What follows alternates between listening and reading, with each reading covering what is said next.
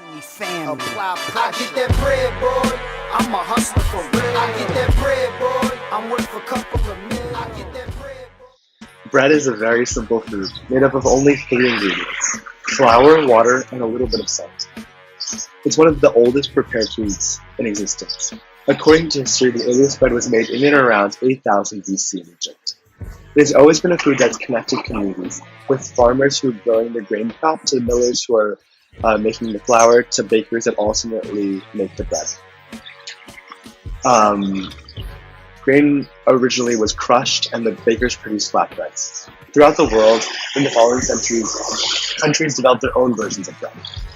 Romans invented water milling around 450 BC, and as such, they've elevated bread making to the art form that it is known as now. They've also discovered a secret ingredient: air. The air pockets of gas give bread a lighter texture and more flavor. The richer Romans considered whiter leavened bread as higher quality and more suited to the educated and wealthy. By 600 BC, the Persians had invented windmill system for milling grains, and Mexicans made the first stone ground for tortillas around 100 BC. Today, bread remains as a staple food that is immensely versatile. It is estimated that 60% of people of the world's population eats bread daily, with a form of bread in every single culture. There's an endless combination of grains, leavening agents, toppings for the breads that we eat today. During the latest pandemic, baking bread has boomed. People spend a lot more time in their houses, and some of that time has been devoted to baking. To provide an enjoyable distraction from the stresses of everyday life. The pandemic has taught us the importance of bread again, and how simple yet magical it really is. Most bread is currently made with grain produced and processed by industrial farms, which are displaced from the local economy. Continuous grain cropping is a much less intensive yet productive approach to farming, which allows production on smaller plots of land that are closer to consumers, increasing market efficiency. The future of bread here in London will be comprised of smaller grain producers who can mill their own product and deliver this to local bakers. These bakers will be able to produce a higher quality and more nutrient-rich product that will economically benefit their community, as opposed to corporate farms located outside of their city.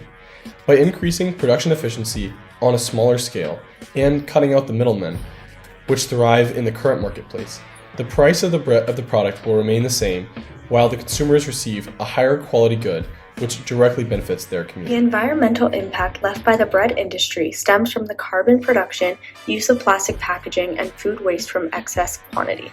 Through global warming, the production of wheat may see an increase as it grows best in temperate climates, though the increased temperature will influence growth period as levels of carbon dioxide affect frequency and duration of heat waves and droughts. This then influences the nutritional value of the grains as there is less of a development period through growth.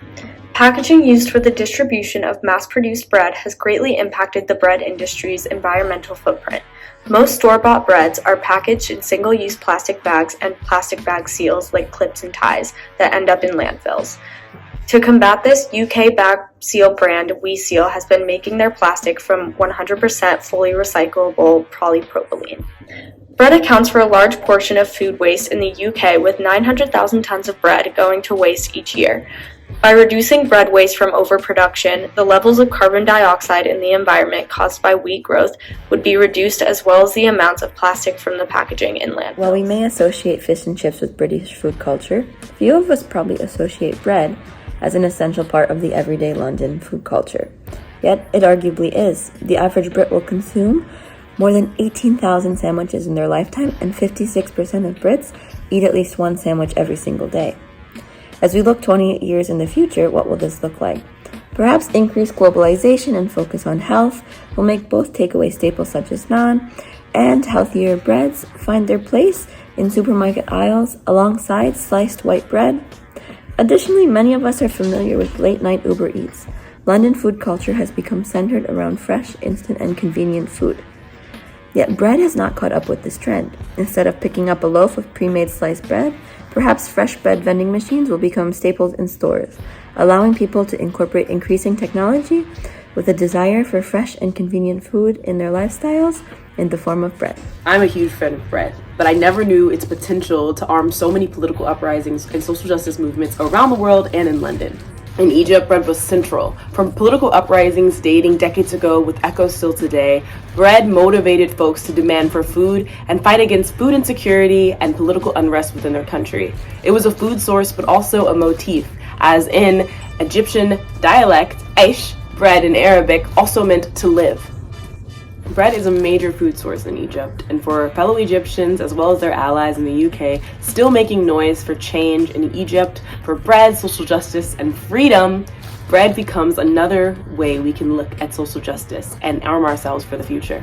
Many artisanal bakeries in London are following in the footsteps of incredible activists in Egypt and using bread as a way to motivate the community and fight back against a lot of social injustice. One of these bakeries is the Dusty Knuckle in Hackney, which makes fresh loaves of bread, not like the store-bought one here, and uses formerly incarcerated folks to make them. Hackney is a predominantly black neighborhood, and as we know, incarceration rates are impacted by racism, poverty, and all sorts of institutions preying on lower-income communities. But the Dusty Knuckle offers rehabilitation and employment for formerly incarcerated folks, offering them a second chance and a chance at life, like the Egyptians say, through the lens of bread, which shows us how bread can be a way of healing and community for so many folks and arm social justice movements and social political movements in the future.